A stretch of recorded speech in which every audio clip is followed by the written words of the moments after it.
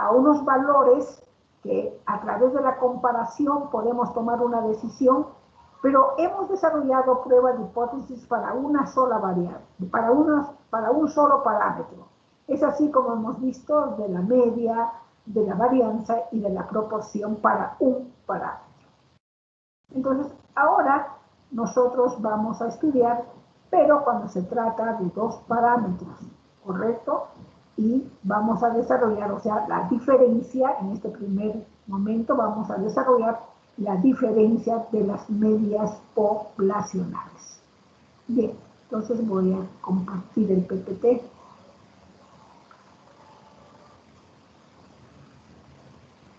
Vamos.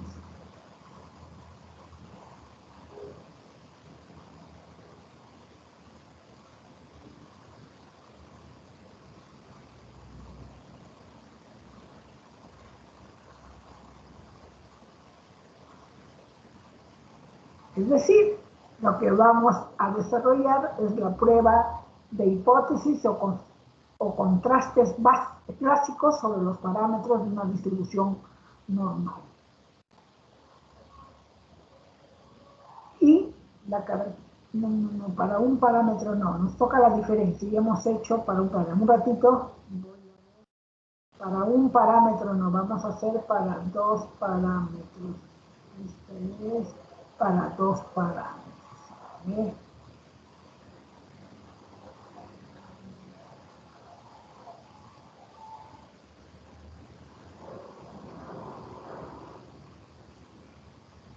Ahí está, para dos parámetros. Prueba de hipótesis de dos parámetros. Es decir, vamos a ver la prueba de hipótesis de la diferencia, ¿no?, de dos parámetros. Ahora vamos a ver. Prueba de hipótesis de dos parámetros. Nosotros tenemos que distinguir, como ya lo hemos mencionado en las otras clases, de que es una muestra de tipo independiente y que es una muestra de tipo dependiente, ¿correcto? Decimos que dos muestras son independientes si los valores muestrales seleccionados de una población no están relacionados, es decir, no están apareados. Uno no depende del otro, no lo condiciona en nada. En cambio, cuando estamos con dos muestras dependientes, dice, ahí sí, digamos, el comportamiento de una de las muestras va a estar en función o en relación al comportamiento de la otra muestra. Ejemplo, supongamos que se quiere estudiar el efecto de un medicamento sobre la hipertensión en un grupo de 20 individuos. El experimento se podría planificar de dos formas. La primera forma sería de que se aplique el medicamento solamente a 10 de estas personas y a los otros 10 no se le aplica nada, ¿no? Pasa el tiempo y luego se toma nuevamente, se le mide la presión sanguínea de ambos grupos y se va a contrastar las hipótesis, ¿no? Uno, de que el promedio mu sub 1 va a ser igual a mu sub 2, versus que va a haber diferencia entre esas dos poblaciones, ¿no es cierto? Dice, para evaluar si las medias son iguales o no, como las muestras están formadas por individuos distintos, son grupos los que se apliquen, los que no se aplican, entonces estamos hablando de muestras de tipo independientes. Pero, en el caso, si a esas 10 o 20 individuos o personas se les administra, ¿no?, el medicamento, ¿correcto?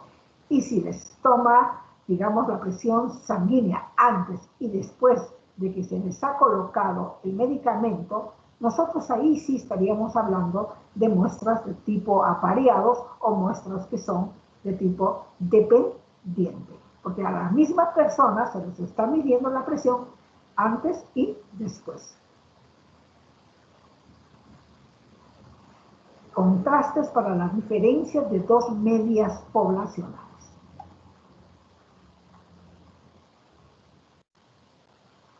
Si se tienen dos poblaciones y se toman muestras aleatorias independientes, un ratito por favor.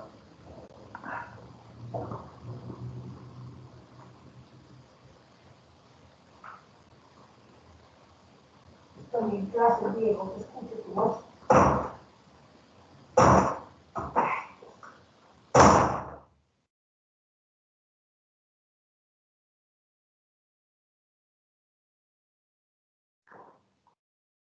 Cada ambiente hay personas que estamos, unos recibiendo clases, otros dictando clases, otros en la empresa. Oh, Dios bendiga. Dice, si se tienen dos poblaciones y se toman muestras aleatorias independientes de tamaño N1 y N2, se puede comparar el comportamiento de dichas poblaciones a través de los promedios, ¿correcto? Podemos hacer la comparación a través de los promedios. Las muestras deben obtenerse de distribuciones que tienen la característica de ser una distribución de tipo normal. Digamos, el estadístico de contraste que se va a utilizar va a depender de las características de las poblaciones y del tamaño de las muestras. Estos dos factores es la que debemos tener en cuenta para elegir el estadístico de prueba o de contraste para compararlo, digamos, con el valor crítico que vamos a hallar. Ahora, nosotros vamos a ver una prueba de hipótesis para la diferencia de medias, pero cuya característica es que las varianzas poblacionales son conocidas. Entonces, nosotros vamos a tomar en cuenta para resolver cualquier problema nuestro ensayo de hipótesis. Debemos conocer, o sea, calcular a través de una fórmula nuestro estadístico de contraste, conocido también como Z calculada, ¿no es cierto? O Z experimental. Y luego tenemos el criterio, es decir, cuándo es que debemos rechazar la hipótesis nula. ¿Cuáles son esos ensayos de hipótesis? Ya lo hemos mencionado anteriormente, esos son los tipos de ensayo. Y los tipos de ensayos pueden ser, digamos, la diferencia, ¿no es cierto? Tengo mi hipótesis nula, donde mu es igual a mi sub 0, o también lo puedo escribir que mi hipótesis nula es igual a la diferencia de los dos parámetros, y esta va a ser igual a 0.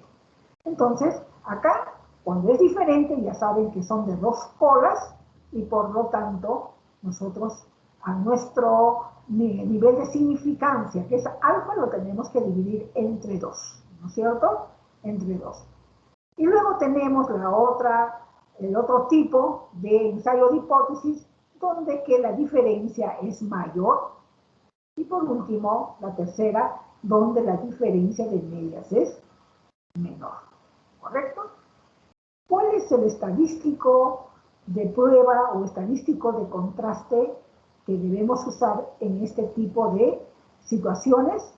Es nuestra Z calculada va a ser igual a la variación de mis medias muestrales menos la variación de mis medias poblacionales, raíz cuadrada de mi varianza poblacional 1 entre mi tamaño de muestra 1 más mi varianza poblacional 2 entre mi tamaño de muestra 2.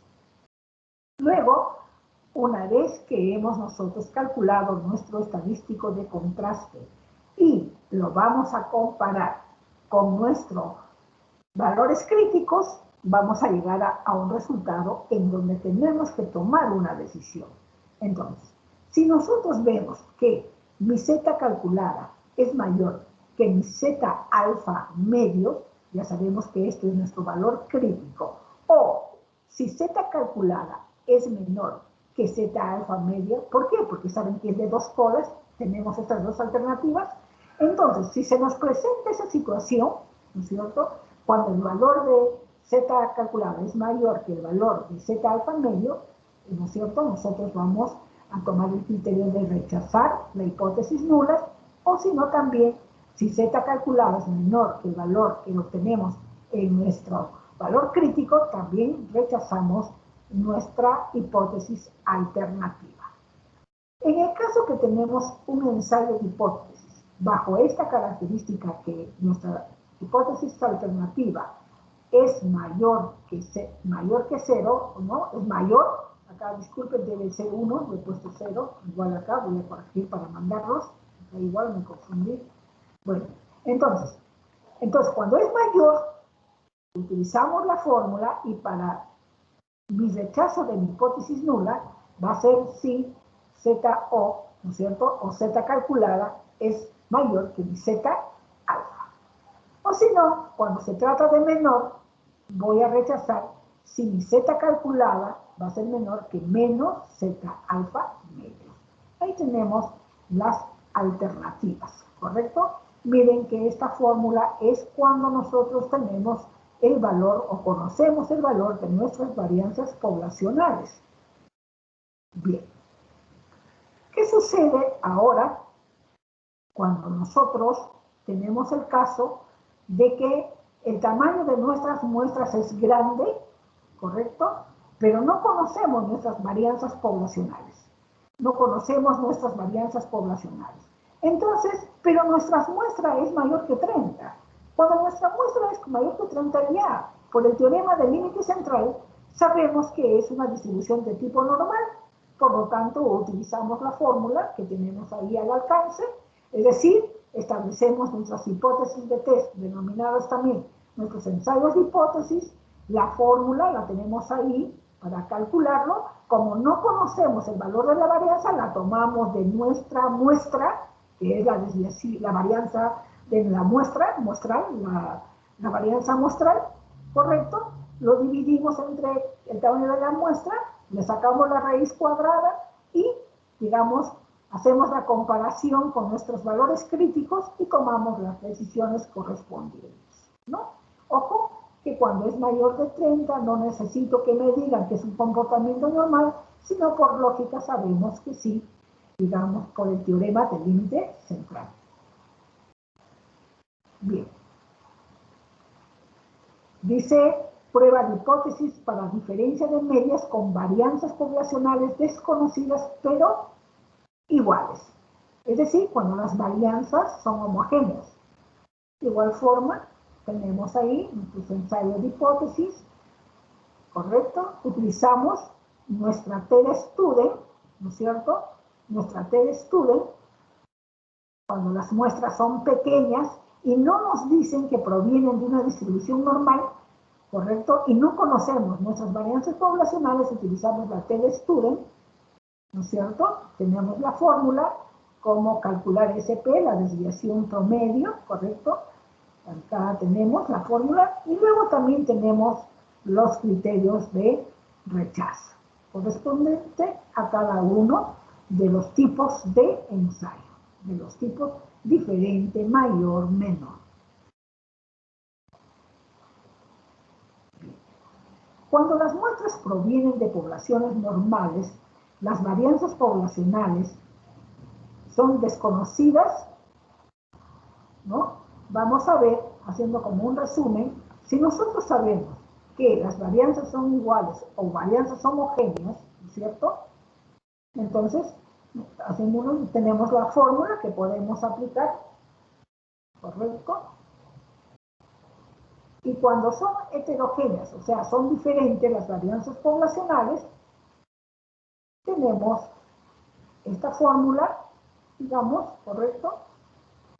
¿Ya?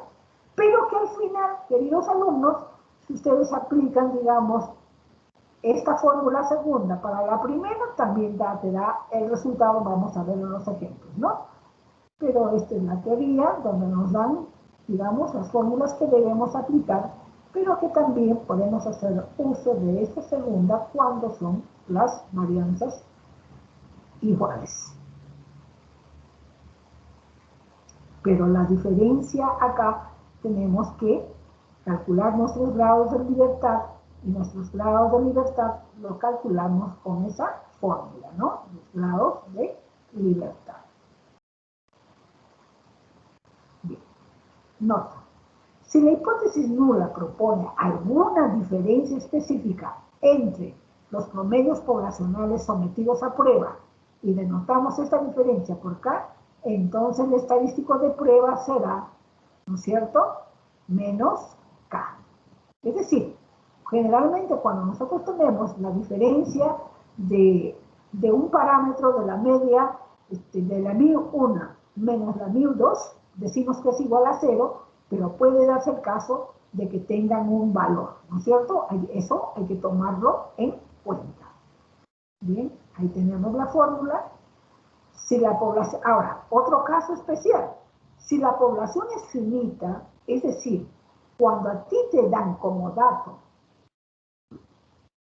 el tamaño de tu población, ¿no es cierto?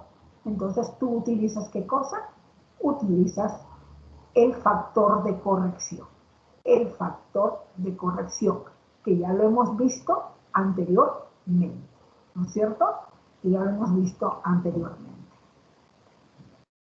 Ahora bien, nosotros, digamos, que estamos resolviendo, digamos, imaginariamente en forma manual, ¿no es cierto? Estamos haciendo nuestros cálculos paso por paso, pero nosotros vamos a ver que podemos, digamos, valernos en este caso del Excel, o del Excel, ¿correcto? En donde tiene complementos, ¿no?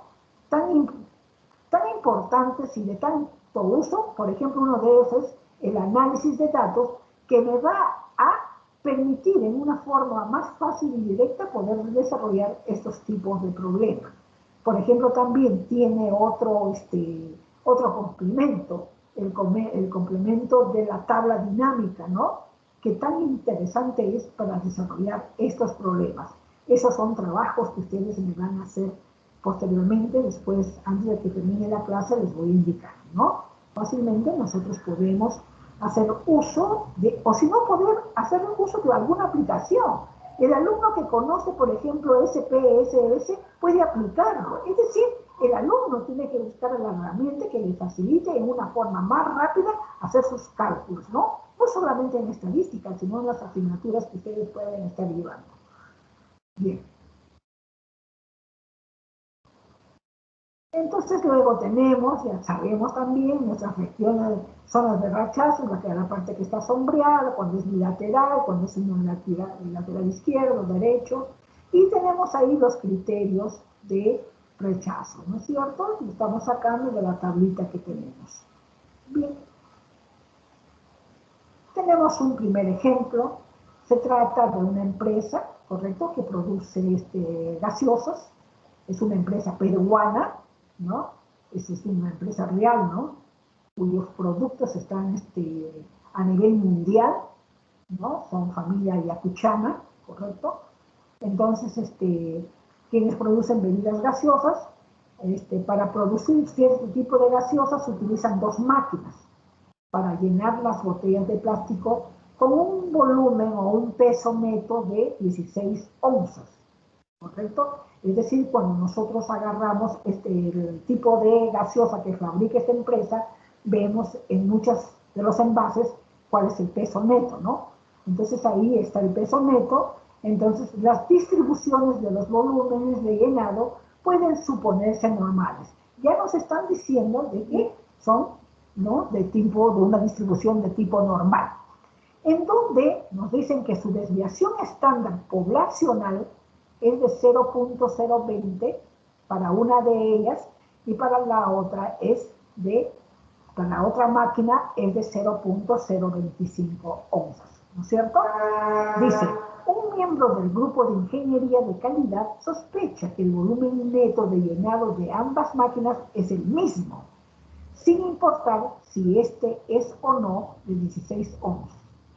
De cada máquina se toma una muestra aleatoria de 10 botellas, obteniéndose en la máquina 1 una media de 16.015 y en la máquina 2 de 16.05.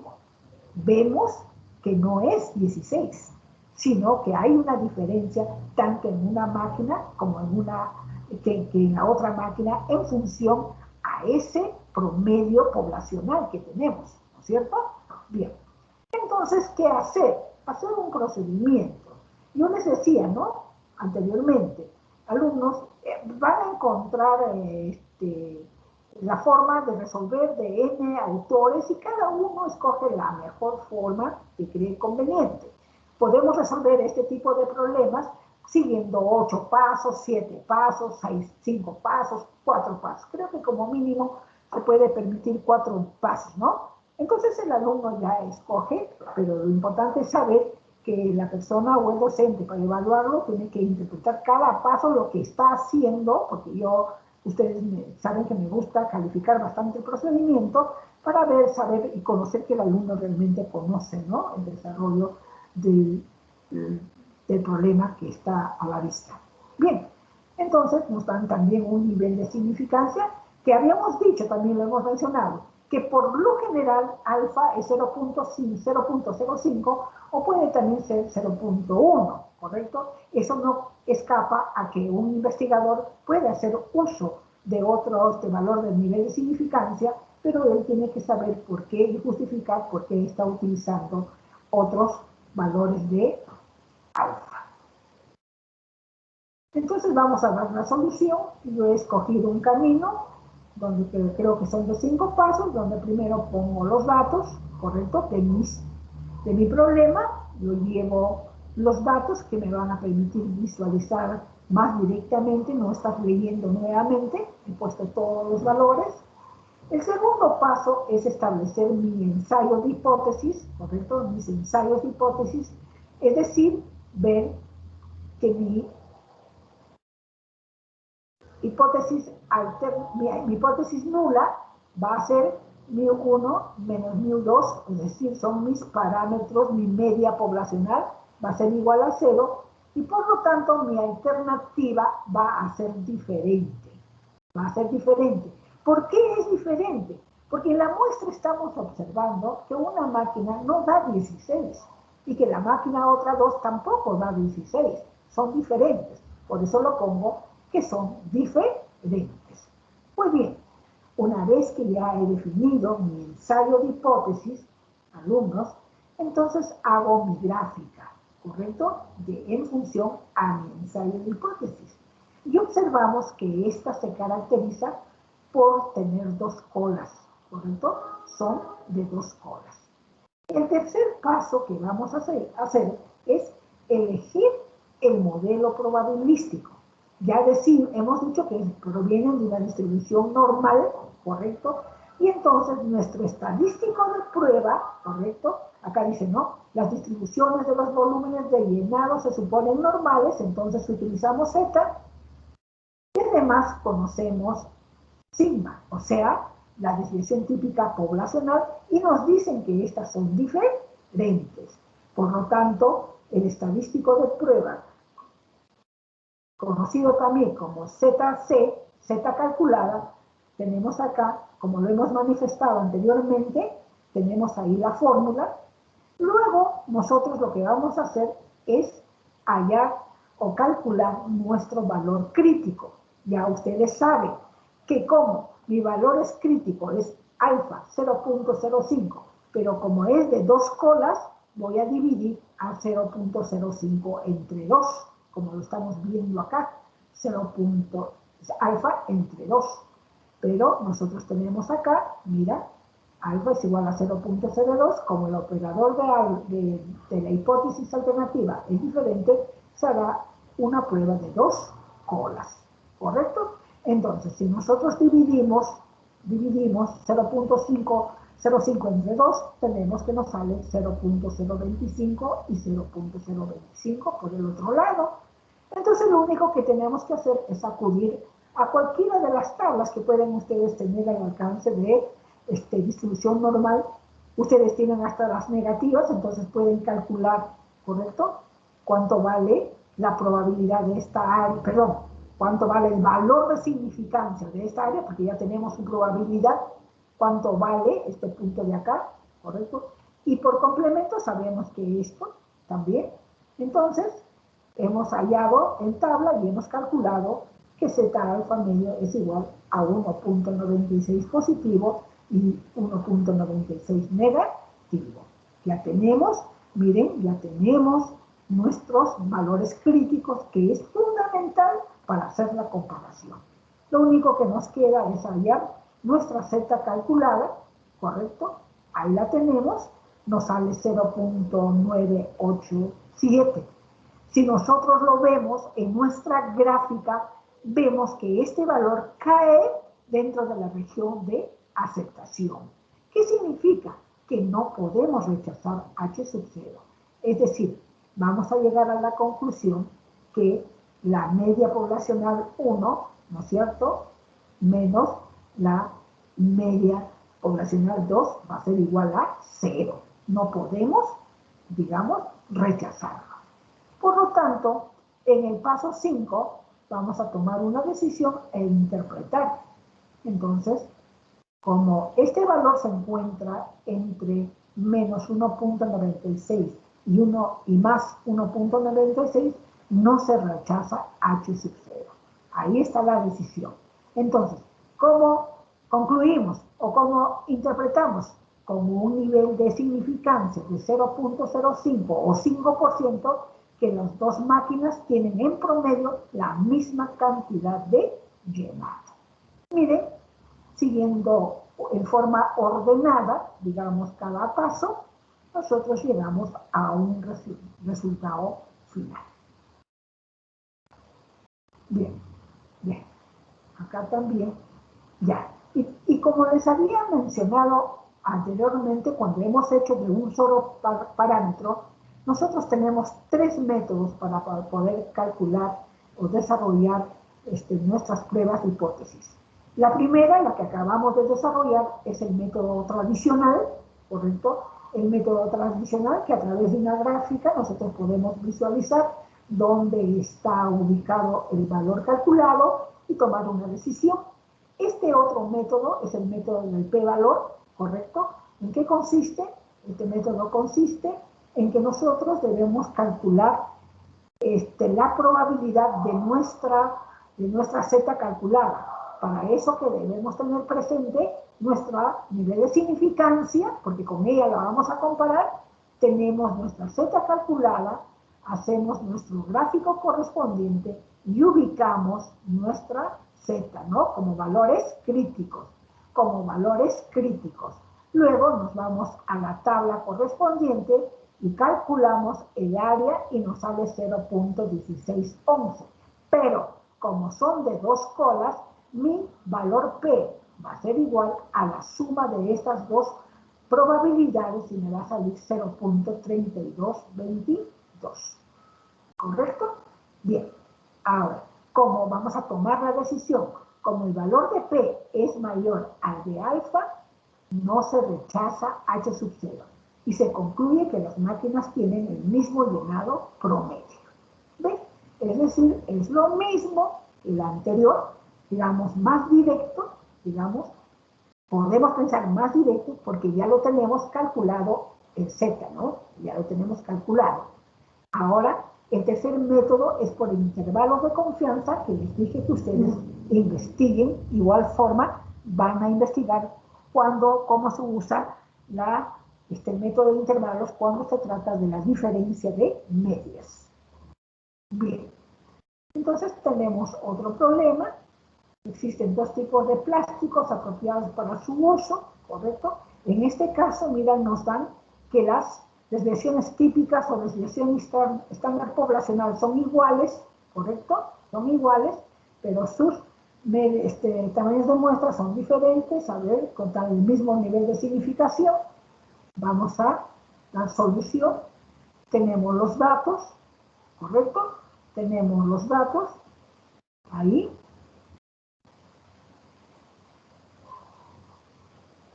Bien, tenemos ahí nuestros ensayos de hipótesis, nuestro ensayo de hipótesis.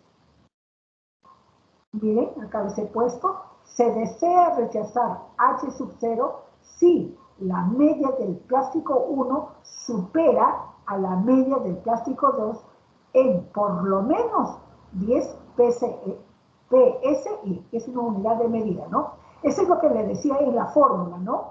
En la fórmula no siempre va a ser menos 0, sino puede ser una cantidad, que en este caso es 10. Entonces utilizamos la fórmula donde tiene acá, ¿correcto? Eso es lo que quiere decir. Entonces elegimos el modelo probabilístico, sabemos que es Z, que las varianzas que las desviaciones típicas son iguales y entonces utilizamos esta fórmula, miren esta fórmula, ¿no? Que también puedo utilizar esta fórmula, miren, calculamos Z, ya sabemos cómo calcular nuestro valor crítico, utilizamos la fórmula, ojo, utilizamos la fórmula, tomamos una decisión. ¿Qué significa? Es decir, que si bien es cierto acá podemos utilizar nosotros las fórmulas que hemos indicado anteriormente, pero con esta misma fórmula también podemos calcularla, ¿no? Con esta fórmula también podemos calcularla. Ahora bien, ¿no? Acá nosotros hemos puesto la diferencia, lo que les quería decir, ¿no? La diferencia no es 0, la diferencia ahora es 10, ¿no es cierto? La diferencia es 10, tener cuidado con eso. Y luego se hace la comparación y nos dice que no existe evidencia suficiente para apoyar el uso del plástico 1, ya que menos 5.83 es menor o igual que 1.645, por lo tanto no se rechaza H sub 0. ¿Correcto? Miren, otra forma de resolver, ¿no? Teniendo en cuenta esto de acá. No vayan a pensar que siempre es 0, no es 0.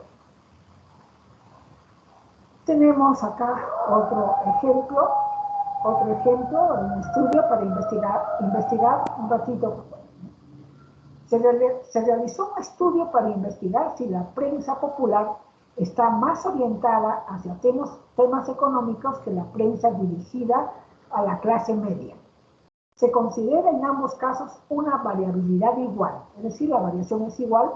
Se recogieron 2 muestras representativas de 40 artículos publicados en ambos tipos de periódicos. La muestra 1, o sea, la popular, tuvo un puntaje medio de 3.5 con una desviación estándar de 2, mientras que la muestra 2, o sea, de la clase media, tuvo una media de 3 con desviación de 2.2, utilice un nivel de significancia de 0.05 para llegar a una decisión. Miren, alumnos, solamente leyendo el problema y observando nuestro tamaño de muestra, que es 40, nosotros ya decimos que es una distribución de tipo normal, porque es mayor o igual que 30, ¿no? Entonces, ¿por qué? Porque nosotros si leemos, digamos, si continuamos leyendo y vemos que dice, la muestra 1 tuvo un puntaje medio de 3.5 con una desviación estándar de 2, mientras que la muestra 2 tuvo una media de 3 con desviación de 2.2, vamos a ver qué sucede. Ahí,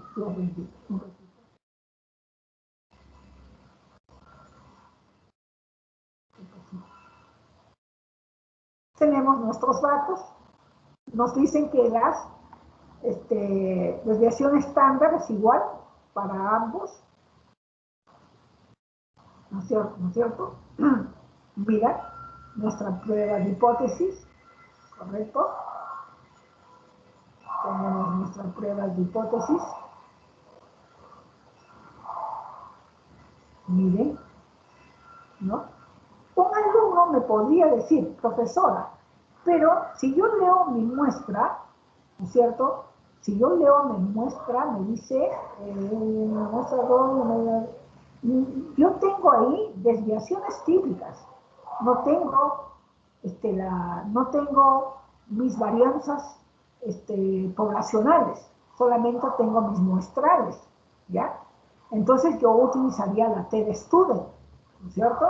Utilizaría la TED-Student, pero nosotros vemos antes de ese contenido que nos dice que las muestras tienen tamaño de 40 cada uno, o sea, una muestra grande, la cual a mí me permite decidir de que debo utilizar la fórmula Z calculada, ¿no? En función a la distribución normal, que es esta de acá.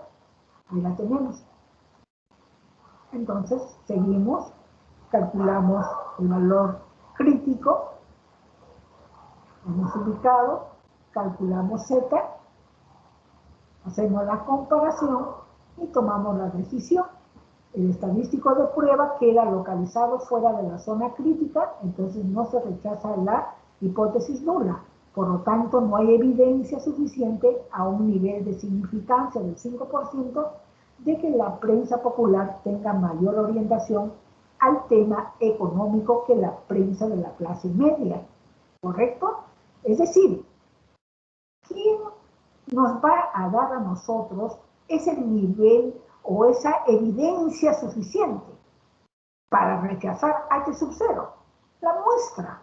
La muestra es la que nos va a dar esas evidencias para tomar una decisión acertada, ¿correcto? Para tomar una decisión acertada. Wow. Tenemos otro ejemplo.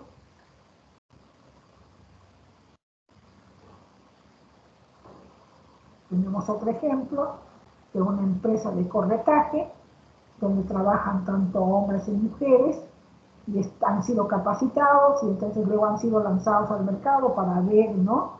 El número de cuentas nuevas que cada uno de ellos está abriendo durante las primeras semanas, ¿correcto? Ahí nos dan la información, vamos a nuestra solución, nuestros datos, nos dicen, ¿no?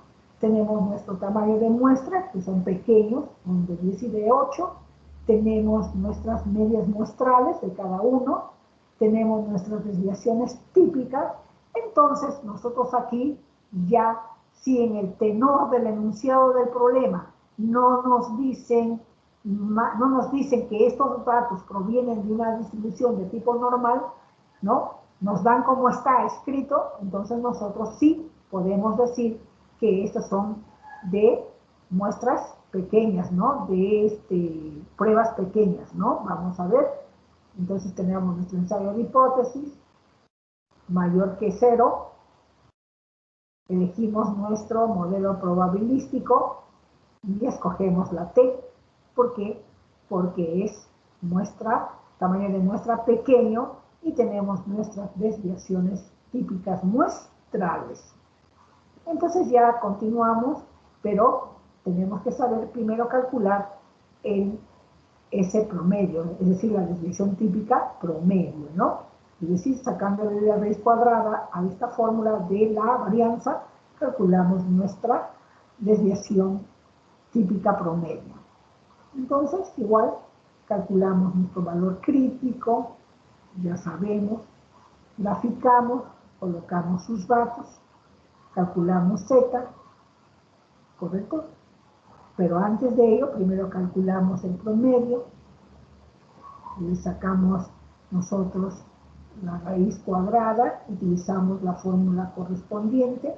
Ojo que acá los grados de libertad es N1 más N2 menos 2 es igual a 16. Lo que significa es que nosotros, cuando queremos hallar este valor crítico, ¿no es cierto? Este valor crítico, nosotros nos vamos a nuestra tabla T de Student, ¿correcto? Ubicamos los grados de libertad 16, buscamos el valor de la probabilidad, que es alfa 0.05, allí en la intersección encontramos nuestro valor crítico, ¿correcto? Encontramos nuestro valor crítico, calculamos nuestra T calculada, nos sale 2.25 y vemos que está dentro de la región de rechazo, ¿no? Está dentro de la región de rechazo. A ver, ¿qué decisión vamos a decir? Se rechaza H sub 0, las ejecutivas tuvieron mayor efectividad que los ejecutivos con un nivel de significancia del 5%, ¿correcto? Del 5%. Bien, ahí tenemos la respuesta, ¿no es cierto?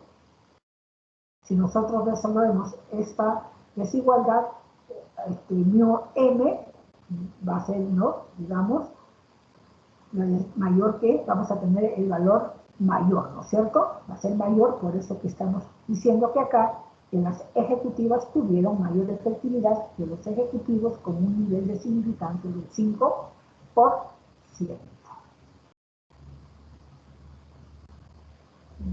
Acá estamos. esta alternativa.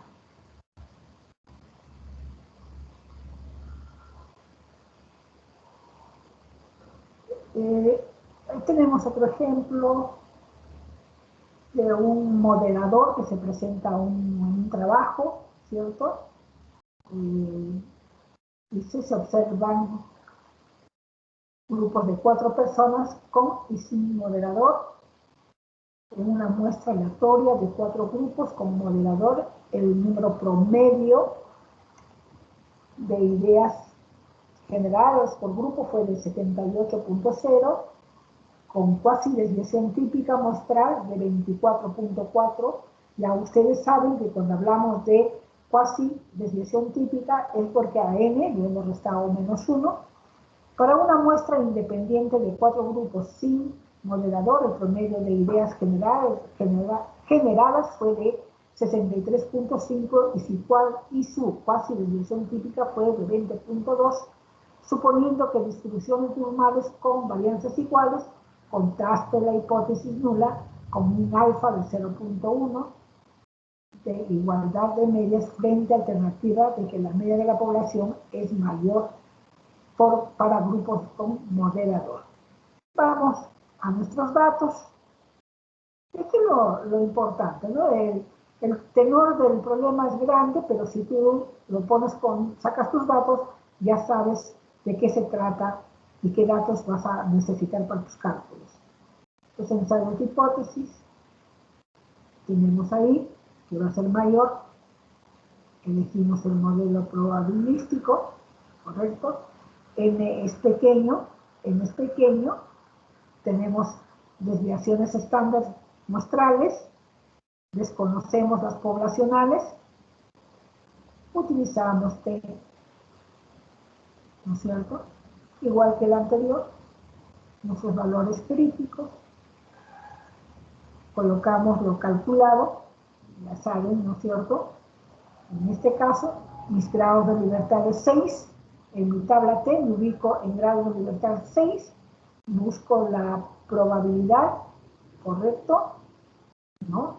Acá debe ser 0.10, no es 0.1, 0.10, por copiar, ¿ves? Por copiar del otro ejemplo, está 0.10, he buscado de la intersección de la probabilidad de 0.10 con grado de libertad 6, te sale 1.440.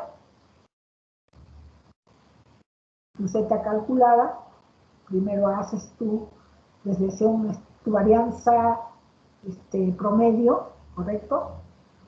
Luego calculas tu T calculada y luego haces las comparaciones, ¿no es cierto? Donde 0.915 cae dentro de la zona de aceptación, entonces no se rechaza H sub 0. Los datos muestrales no contienen suficiente evidencia para pensar que en promedio se generan más ideas en grupos con moderador. Pero para tamaños muestrales tan pequeños el contraste tiene potencia baja y serían necesarias diferencias muy grandes entre las medias de las poblaciones para rechazar la hipótesis nula. ¿Correcto? Ahí nos dan un contenido. Bien, entonces, alumnos, nosotros tenemos que saber,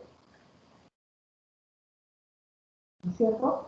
Nosotros tenemos que saber de que contamos con una serie de herramientas o de recursos que nos pueden facilitar bastante el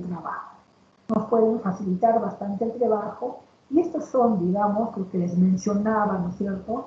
Los software que están al alcance, aplicativos, ¿correcto? Tú puedes calcular, hay aplicativos de varios tipos, donde tú solamente ingresas datos y te dan los valores críticos, te calculan Z calculada, te calculan todo, ¿no? Te calculan todo, y eso va a consistir el trabajo de investigación que van a hacer ustedes. Pero previamente quiero comentarles lo siguiente. Nosotros, alumnos, no quiero justificar, pero les digo de que también estamos siguiendo ciclos de capacitación, hace ya, con esta va a ser la segunda semana, creo, o la tercera. Nos están capacitando para ir mejorando los sílabos, ¿correcto? para ir mejorando los sílabos, por cuanto no es lo mismo que tener un sílabus cuando es presencial que un sílabus cuando esta es a distancia, ¿correcto? Cambia, son modalidades diferentes y debe haber un cambio, ¿correcto?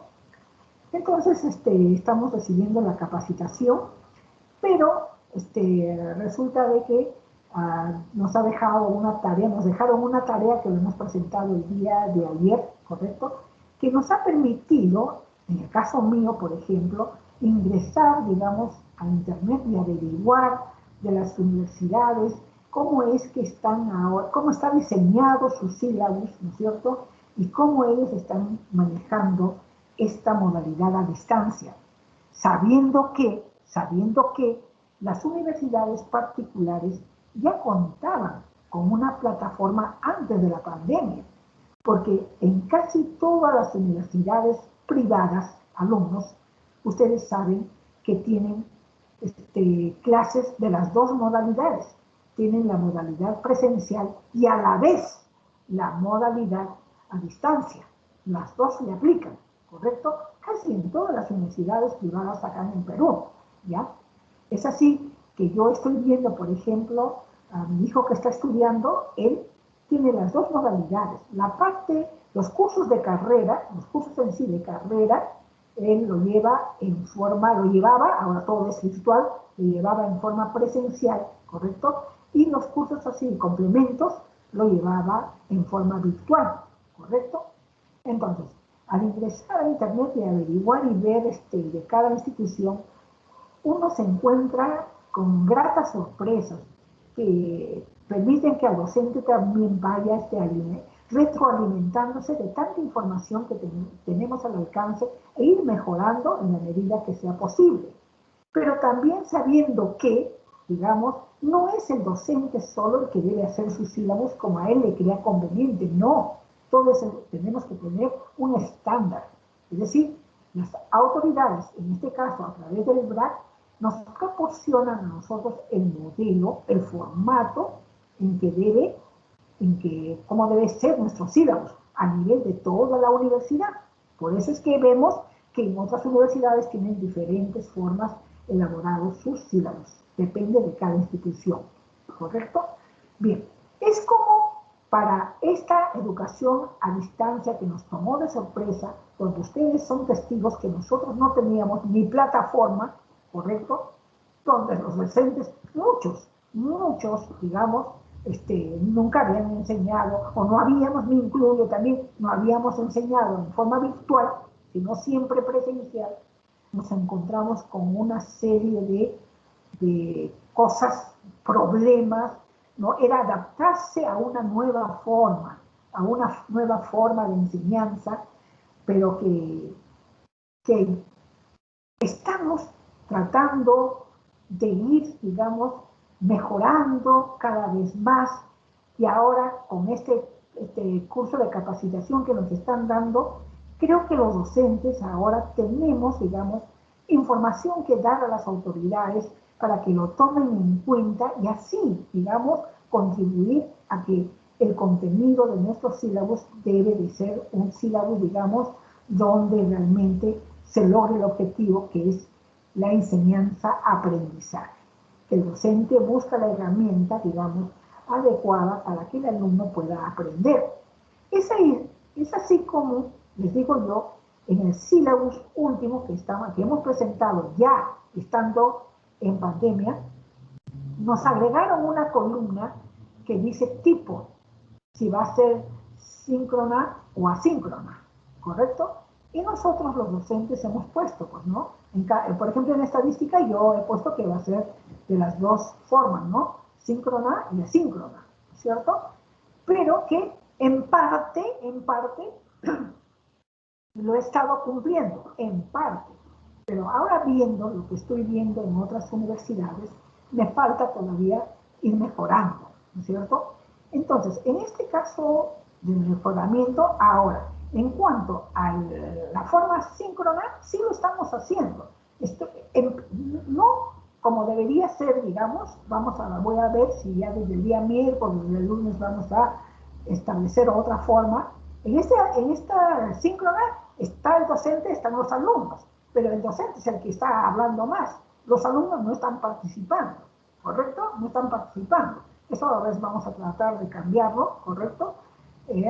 Pero las asíncronas, en parte les decía que lo están haciendo ustedes a través de los trabajos de investigación, donde yo no sé si no lo he hecho, pero sí lo hice en estadística, donde le permito a los alumnos que investiguen aquellos software que les permiten a ellos poder hacer, ¿no?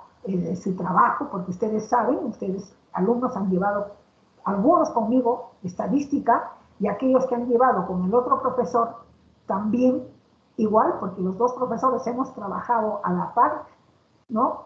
Somos 3 profesores de estadística, con uno de ellos hemos trabajado a la par, ¿correcto? Los mismos PPTs, un poquito modificados, lo hemos estado desarrollando en forma conjunta, ¿correcto? Entonces, lo que a mí he visto que me falta, sé que es trabajoso, sé que es un trabajo, pero hay que hacerlo si queremos que los alumnos vayan mejorando y aprendan más, es de que videos. Voy a buscar videos en internet, voy a buscar videos que les permita a ustedes de la clase recibida mejorar más, ¿no? O sea, hacer como un reforzamiento, digamos, para que ustedes puedan tener, y como es asíncrona, ustedes en cualquier momento pueden verlo, digamos, y, digamos, actualizarse, reforzar sus conocimientos, ¿correcto? Y como también ustedes pueden ir buscando otros aplicativos. Bien, ¿no? Entonces, como les decía, alumnos, nosotros también nos estamos alimentando de nuevas informaciones, ¿correcto? Y entonces, ¿a dónde voy? Vamos a hacer trabajos, y esos trabajos ya ustedes lo tienen que ver aplicando un software, ¿correcto? Y ahora, lo que tienen acá al frente es, dice, prueba de hipótesis para determinar si son varianzas homogéneas o heterogéneas, ¿correcto? Pero, ¿qué significa? Los ejemplos que acabamos de dar, los ejemplos que hemos desarrollado los alumnos, ustedes se habrán dado cuenta de que yo les digo si son las varianzas poblacionales o las desviaciones típicas poblacionales, si son iguales o si son diferentes. Yo les estoy diciendo, les estoy dando ya, les estoy conduciendo, digamos, utilicen esta fórmula porque son iguales o utilizan esta fórmula porque son diferentes, ¿correcto? O también, vuelvo a repetir, a veces se da el caso en que la misma fórmula que utilizas cuando son las varianzas poblacionales, también que son iguales, lo puedes usar también cuando son diferentes, también se da el caso. Pero puede ser también, puede ser el caso en que no te doy, no te digo si son iguales, no te digo que son diferentes, pero tú lo puedes calcular. Tú lo puedes calcular, ¿correcto? Lo puedes calcular utilizando, si no me equivoco en esto, es un complemento del Excel, o del Excel, que es el análisis de datos. Que ustedes saben, yo no sé si en estadística hemos desarrollado análisis de datos, creo que sí, en donde nosotros tenemos que, digamos, activar este análisis de datos. Nos vamos a archivos, nos vamos a opciones, escogemos complemento, vamos a ir, etcétera, etcétera. Ya los pasos saben ustedes cómo activar mi análisis de datos, y esa herramienta nos va a permitir, nos va a facilitar, nos va a ahorrar el tiempo para poder nosotros hacer nuestros cálculos. Por eso es que ahora ustedes van a investigar. Yo he encontrado en internet, pero lindos problemas, y problemas donde paso a paso te van desarrollando, inclusive la parte como este ensayo de hipótesis. Primeramente, lo primero es ver si tus varianzas son homogéneas o son heterogéneas. Y luego ya viene la segunda parte para que calcules tus ensayos de hipótesis de tus medias, ¿no?, poblacionales, ¿correcto? Entonces, quiero que ustedes me investiguen. Por ejemplo, algo que les voy a dar como alcance es esto. Es un problema, acá les digo, ¿no? El valor crítico y el valor calculado del estadístico de prueba lo hallamos usando Excel con la siguiente función. datos, análisis de datos, ¿correcto? Prueba T para dos muestras, suponiendo varianzas desiguales, ¿correcto? Suponiendo. Tengo ahí un ejemplo, ¿correcto? Tengo un ejemplo, tengo los datos, esta es otra forma que lo he diseñado el procedimiento, identifico mis variables, esto es importante, identificar cada una de las variables. ¿De qué trata? ¿No? Esta variable trata puntaje obtenido por los trabajadores en la primera planta. La otra es puntaje obtenido por los trabajadores en la segunda planta. Una puede ser X y la otra puede ser Y, ¿no es cierto? No se conocen las varianzas poblacionales, no se conocen las varianzas poblacionales. Estas son desconocidas, no conozco. Entonces, ¿qué voy a hacer? Voy a usar mi complemento.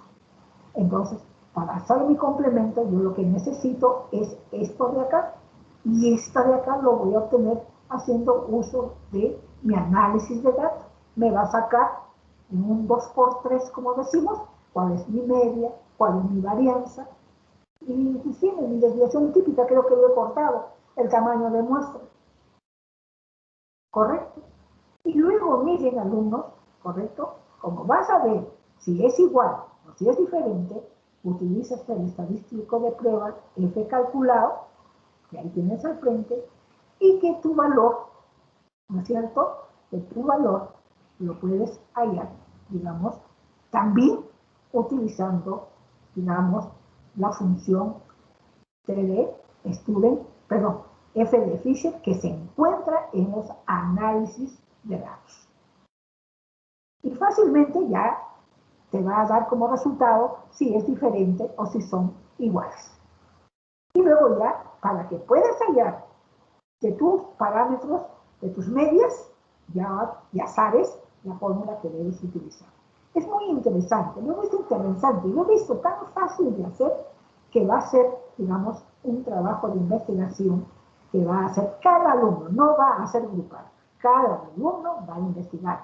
Ahora, si el alumno encuentra otra aplicación, otra forma de cómo hacerlo, lo hace. ¿Correcto? Lo hace. Lo puede hacer. Ahora, los ejemplos que hemos desarrollado, aquel alumno que encuentra, vuelvo a repetir, una forma, una tecnología a utilizar, lo puede usar esa tecnología y me manda la información, ¿correcto? Y yo voy a tener presente que ese alumno está investigando, que ese alumno esté buscando herramientas que le ofrece, digamos, la internet, tanto software que hay, y que de esa forma también están retroalimentando a la profesora, ¿correcto? Están retroalimentando a la profesora, porque yo he visto maravillas aplicativos, pero que te facilitan el trabajo.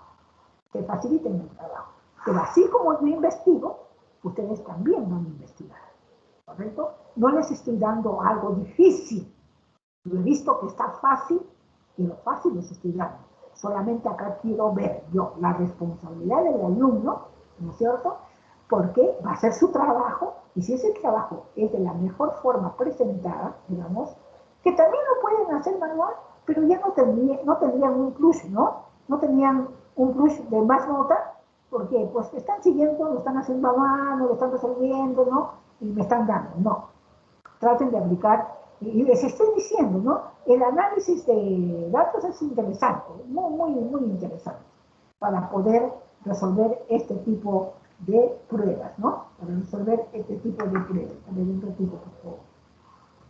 Bien. Ese es con respecto al trabajo. Hay cosas que no he dado animación, voy a corregir.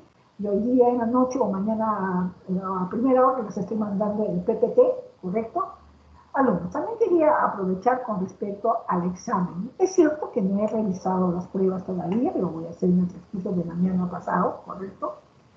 Pero me he encontrado con una sorpresa no agradable, desagradable, ¿correcto? Cosa que ya no va a suceder porque no lo voy a permitir. Porque muchas veces me pongo en la situación de cada uno de ustedes. porque también a mí a veces se me ha ido la internet y he tenido problemas, ¿correcto?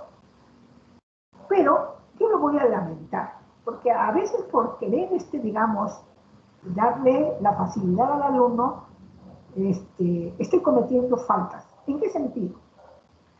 El día del examen, no sé si será en la sección de ustedes, pero me ha sucedido en las secciones anteriores que tomé el examen, que alumnos que cuando yo había programado en el team para que me entregaran el examen, me dijeron que profesora está dando la vuelta y no puedo enviarle, profesora. Casi todo era lo que me decían, profesora, yo le he enviado a la hora, le he mandado 5 minutos antes, pero está dando la vuelta, mi internet está mal, que no sé qué, que no sé cuánto. Bueno, ¿no? Seguro que no lo ha hecho 5 minutos antes, ni 10 minutos antes, lo ha hecho. Justo la una lo ha hecho, pues ya se cerró. Pero la profesora Nelly, ya alumnos, mándame a mi correo institucional. Pero el alumno que me había hecho el pedido, que lo tengo apuntado, voy a apuntar el nombre. Cuando yo me pongo ayer a querer ya empezar a calificar, porque el mismo día he tomado las 3 secciones de estadística, ¿no? Me voy quiero calificar, y entonces me falta de un alumno, digo, a ver, busco, no, sí, este alumno ha mandado al correo, ¿verdad que sí? Busco en el correo, me doy con la ingrata sorpresa de que casi todos los alumnos habían mandado a mi correo institucional. Y al ver, también están los de estadística inferencial. Y lo peor es que cuando yo, por el team, abro el examen del alumno, ahí veo que el alumno se ha ido desarrollando, la pregunta 1 contestó, la 2 no contestó, la 3 sí, veo que ha hecho sus cálculos, ha hecho sus operaciones. Pero cuando abro en el correo institucional, está en blanco y solamente una de las hojas está con NLS, debe ser por el sistema mismo, no sé. No creo que los alumnos se hayan dado el trabajo de hacer unas cosas ahí que me han mandado, por algo ha salido eso. No quiero tampoco ser así tajante y decir que el alumno lo ha hecho a propósito, no. Pero me mandaron por gusto. ¿Entiende? Luego, comentando el día de ayer con una colega, justo con la que estoy desarrollando el trabajo que nos habían dejado, le comento lo que sucede y me dice a mí, estás cometiendo una falta que nos han dicho en la universidad, que los alumnos tienen la plataforma TIM, en donde deben mandar sus exámenes, sus tareas y todo tipo de trabajo que les pueda hacer. El correo institucional no, porque en el correo institucional están evaluando la asistencia de los docentes, lo que estamos haciendo los docentes en esta modalidad, si estamos trabajando, ¿no? Y miren, se van a encontrar con todo que está llenado de todo examen y te van a llamar la atención, vas a ver que te van a llamar la atención. Entonces, estimados alumnos, como dice, guerra avisada no mata gente. Lo siento, no voy a recibir no voy a calificar ningún trabajo, mucho menos en el WhatsApp, mucho menos en el correo institucional. Todo va a ser a través del team. Todo va a ser a través del team. No voy a calificar nada más. Ya están avisados, por favor. No me digan, profesora, por favor, ni intenten decirme. Vean la forma de cómo solucionan su problema, aquellos alumnos que tienen dificultades, ¿va? ¿Correcto? No me mandan. Les doy hasta la 1, pues manden las 2:45, aunque sea 15 minutos antes, envíen. Si saben que tienen problemas. Pero ya no me pidan de que yo les tome en consideración y les envíe a cualquier lugar que me puedan enviar ustedes el examen, cosa que no lo voy a hacer. Ustedes vieran, si yo abro mi correo institucional, todos los exámenes de estadística inferencial, estadística, y de las 2 secciones, porque también ustedes, de las secciones, ustedes me han enviado al correo institucional. Eso es lo que quería decir los alumnos. La verdad que ayer me causó bastante malestar. de que los alumnos, ya son ustedes jóvenes, ya, digamos, están en el quinto ciclo, porque estadística es de quinto, creo, ¿no? Sí, es de quinto. Entonces, por favor, más responsabilidad. Ya, por favor, y vuelvo, no quiero repetir, ya son universitarios, porque han sucedido cosas. El día de ayer tuve una conversación con la señora decana de la facultad, nuestra facultad, y vemos que muchos alumnos les falta madurar. Muchos alumnos les falta madurar, porque han cometido errores en su matrícula, terribles errores, terribles errores. Es que a veces somos de la gente del milenio, dice, ¿no? El milenio, todo lo rápido, todo lo fácil, todo lo esto, ¿no? Como yo tengo acá a mi hijo, ay, que mami, tú eres de otra época, pues no, tú eres de otra época, ahora la juventud es diferente. Me alegro haber formado de esa época, ¿no? Con bastantes cosas favorables. Ahora también, el estudiante que sabe sacar provecho de esta herramienta tan valiosa que es la Internet, sé que lo están haciendo, muchos están aprovechándolo positivamente. ¿Correcto?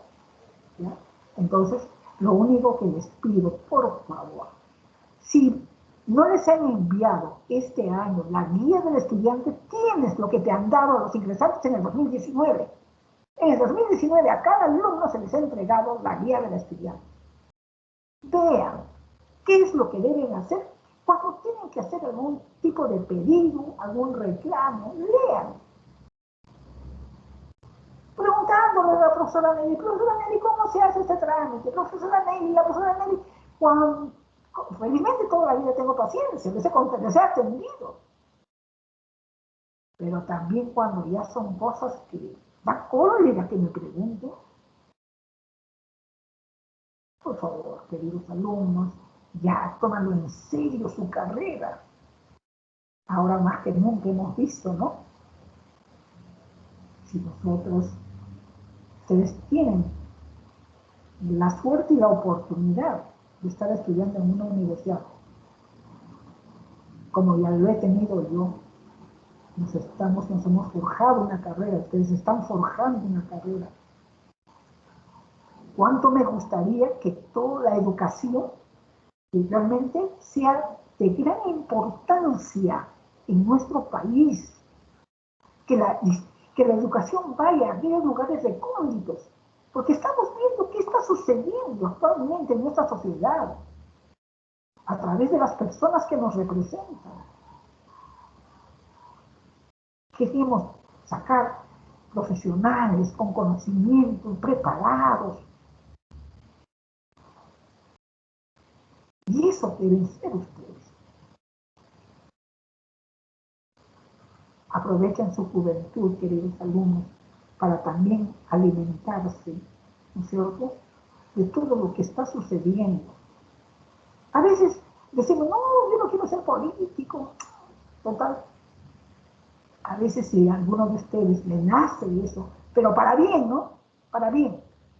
Háganlo, alumnos, porque da pena nuestro país.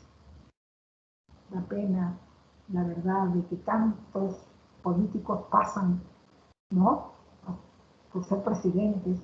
¿Qué hacen? Lo mismo. O es que quieren mantener, pues, ¿no?, su rebaño de gente ignorante, de gente que no sabe, de gente que nos acostumbramos a recibir nuestra bolsita, que acá nos vean. ¿Por qué? No me preocupo por darles una educación, darles salud. ¿Cómo hemos encontrado los hospitales? ¿Verdad que a veces se indigna? Por eso que quiero que dentro del grupo de ustedes, haciéndose ahorita como universitarios responsables alumnos, puedan mañana más tarde en su campo profesional, ¿correcto?, poder hacer grandezas por nuestro país. La verdad es de que vemos tantas noticias, escuchamos tantas cosas que te permiten reflexionar y también decir, Dios, ¿qué hicimos o qué hice yo, en el caso mío, siendo una persona mayor, ¿no? ¿Dónde hemos estado? Bueno, alumnos, les agradezco escuchar mi reflexión porque da pena la verdad en nuestro país que tenemos costa, sierra y selva, tenemos recursos, pero a veces una mala gestión, que la gestión es tan importante. No es solamente aprender a sumar, a restar, a multiplicar, a ser grandes ingenieros, sino gestión, hay que saber gestionar. Eso nos falta bastante. Bueno, estimados alumnos, he querido exteriorizar, disculpen lo que yo siento, lo que sucede, y sobre todo, ¿no?, de que ustedes ya tomen en serio, digamos, su carrera, ¿correcto? Es que ayer conversando con la decana, las preguntas que hacen los alumnos ya, la verdad, que son tan elementales que ellos mismos se pueden contestar acudiendo a su guía del estudiante, pero que acuden a las autoridades a que le pueden decir qué significa, no es así. Bien, acá cierro la clase, preocúpense de este tema, el día miércoles lo podemos ver. La asistente, perdón, la psicóloga me ha pedido una intervención, no sé si lo va a hacer, no me ha llamado hasta este momento. Si no fuera así, vamos a verlo y voy a ver qué es lo que han investigado y vamos ya a establecer este diálogo alumno, docente, alumno, alumno, docente. ¿Correcto? Muy bien, queridos alumnos, gracias por su atención y Dios mediante nos estamos viendo o nos estamos escuchando el día miércoles. Chao, alumnos. Hasta el miércoles, profesora. Luego, profesora, gracias. Chao, chao. Todo Dime. el miércoles, ingeniera. Chao, hijo, chao.